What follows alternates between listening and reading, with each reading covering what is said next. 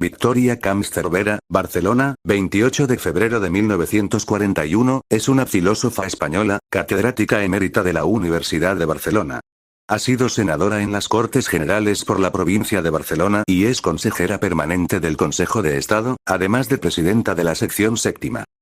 Victoria Camps inició sus investigaciones en la filosofía analítica y desde aquí investigó la filosofía de la religión y más tarde el análisis del lenguaje moral.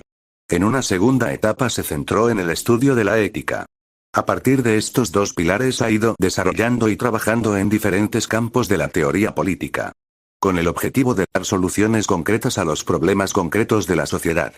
Pues para Camps el problema de la filosofía es que normalmente las preguntas y sus respuestas son demasiado amplias y ambiguas. Los temas en los cuales ha centrado su investigación han sido la defensa del papel de la mujer en la sociedad, tanto en el ámbito privado como el público, la defensa del estado del bienestar, la democracia participativa, la ética como instrumento para la formación de la ciudadanía, la filosofía de la religión, el análisis del lenguaje moral, la bioética. También ha participado en proyectos y grupos de recerca la religión en el espacio público democrático.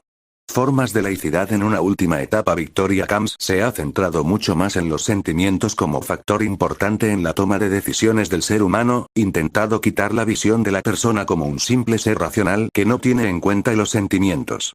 Introduce la visión del ser, no tan solo como un ser racional, sino también como un ser emocional. Feminismo en la obra El siglo de las mujeres, 1998, Camps intenta explicar cómo para ella el siglo que ahora empieza, el siglo XXI ha de ser el siglo perteneciente a las mujeres porque éstas cumplan con todos los objetivos del feminismo para la igualdad de género. En este caso compara el feminismo con el esclavismo ya que este movimiento cuando cumplió todos sus objetivos desapareció, para Camps el feminismo ha de hacer lo mismo y además ha de ser este siglo XXI. Camps defiende que el feminismo no ha de perseguir un modelo de igualdad ni uno de diferencia. Explica cómo perseguir el modelo de igualdad puede acabar ocasionando una repetición de lo masculino simplemente sin ir más allá, lo cual no le interesa a la mujer. Pero tampoco ha de seguir el modelo de la diferencia, pues también ha de querer perseguir esa igualdad de derechos entre ambos sexos. Para Camps el camino que ha de seguir el feminismo ha de ser uno mucho más creativo y diferente a los modelos actuales. Los objetivos que ha de perseguir el feminismo han de ser la educación, pues este ha de ser el instrumento básico para cambiar la mentalidad de una sociedad patriarcal. El trabajo, pues este está virando hacia una concepción mucho más femenina donde la mayor integración y la flexibilidad del ámbito tanto público como privado. La política, porque ha de dejar de ser una rareza la presencia de mujeres en altos cargos políticos y también en cargos de alta responsabilidad en el ámbito público. La mujer ha de acabar con el techo de cristal que a día de hoy aún es real en nuestras sociedades. Los valores éticos. Introduce Camps la existencia de una ética del cuidado, una ética femenina bien diferenciada de otra masculina. Una ética que frente a los problemas tiene formas más flexibles de actuar y formas mucho más concretas de actuar en cada situación para poder solucionar los problemas. Introduce esta ética como el elemento destinado a contrarrestar los valores económicos y consumistas del Estado liberal y capitalista. Violencia de género. Para Camps todas las formas de violencia que a día de hoy tiene la sociedad contra las mujeres han de ser erradicadas para conseguir una igualdad real entre los dos sexos. También tiene que haber una igualdad real en el ámbito privado entre el hombre y la mujer, una igualdad que a día de hoy se le da poca importancia y es un hecho muy real. Educación. Victoria Camps en la obra Los valores de la educación 1994, divide la educación en dos partes, la educación antigua y la moderna. Cuando se refiere a la antigua nos la presenta como un instrumento para conducir y dirigir a los futuros ciudadanos. Es un ejercicio que reprime y coacciona. Y por lo tanto la filósofa se cuestiona si verdaderamente estos ciudadanos nacidos de esta educación son verdaderamente libres. Para Camps la nueva educación moderna bajo el lema Educar para la libertad ha cambiado las formas de actuar. Esta educación tiene en cuenta las diferencias de cada uno, las sensibilidades e inclinaciones personales de cada ciudadano. Y no tiene en su método los castigos o disciplinas. No busca la sumisión del niño sino la comprensión.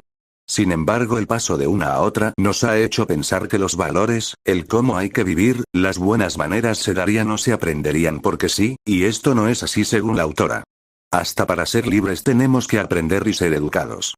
También introduce el hecho de la televisión como factor importantísimo en la socialización del ser humano. Pues como muy bien indica la autora, el niño se pasa más horas frente a una televisión que en un aula.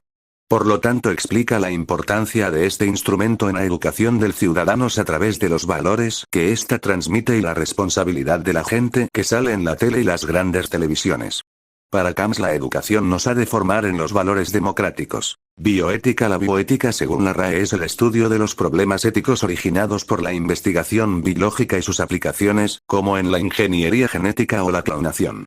En una vida de calidad. Reflexiones sobre bioética, 2002, Camps se pregunta por el desarrollo tecnológico sin renunciar a la visión del ser humano como un ser con dignidad y sin precio, y cómo esto hace surgir diferentes debates.